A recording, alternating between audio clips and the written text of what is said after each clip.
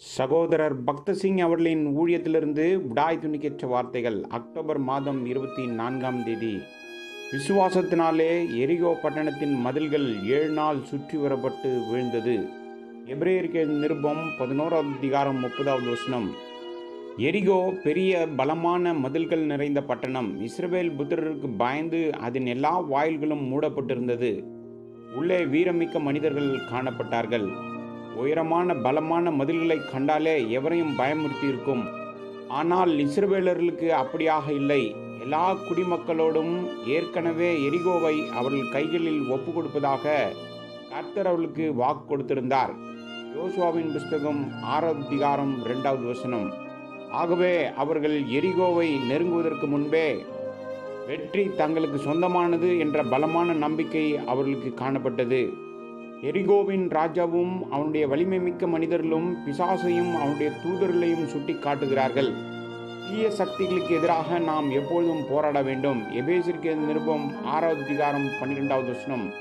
ஆனால் நம்முடைய கர்த்தராகிய இயேசு கிறிஸ்து ஏற்கனவே சாத்தானை தோற்கடித்து அவனை அவமானப்படுத்தியிருக்கிறார். கொலோசியருக்கு நிருபம் 2வது அதிகாரம் 15வது வசனம். இந்த வெற்றியை நம் சார்பாக அவர் வென்றிருக்கிறார். எனவே விசுவாசத்தின் மூலம் நாமும் தீயவரின் ஒவ்வொரு தாக்குதலின் மீதும் அவருடைய வெற்றியை உரிமை கோரி பெற முடியும். தேவன் விரும்பியிருந்தால் தம்முடைய தூதர்களை பயன்படுத்தி எரிகோவை அழித்திருக்க முடியும். ஆனால் இஸ்ரவேலர்கள் தமக்கு உடன் ஊழியர்களாக இருக்க வேண்டும் என்று அவர் விரும்பினார். அவருடைய உடன் வேலையாட்களாக நாம் மாறுவதற்கு நாம் பலமான விசுவாசத்தை கொண்டிருக்க வேண்டும். இதனால்தான் இஸ்ரவேலர்கள் தேவனுடைய வாக்குத்தத்தங்களை விசுவாசிக்க வேண்டி காணப்பட்டது. மேலும் அவர்கள் எந்த சந்தேகமும் கேள்வியும் இல்லாமல் அவருடைய கட்டளைக்கு கீழ்ப்படிய வேண்டியிருந்தது.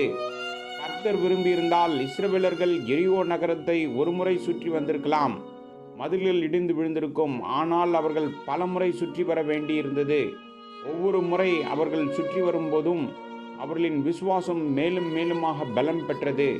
மதிலின் மேலிருந்த அவர்களை பார்த்து கொண்டிருந்த எந்த ஜனங்களையும் கவனிக்க வேண்டாம் என்று அவர்களுக்கு அறிவுறுத்தப்பட்டது.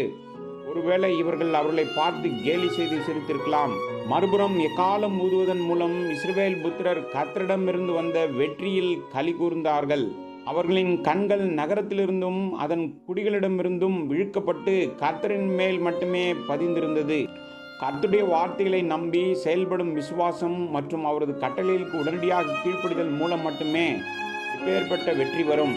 அப்பொழுதுதான் வாக்குத்தத்தம் பண்ணப்பட்ட தேசத்திற்குள் நுழைந்து அதை கைப்பற்ற முடியும். அவர்கள் 7 நாட்கள் எரிகோ நகரை சுற்றி வர வேண்டியிருந்தது. ஒரு விசுவாசியின் வாழ்க்கையில் அவனுக்கு பலமான விசுவாசத்தை கொடுக்க அனுமதிக்கப்படுகிறதை பார்க்கிறோம்.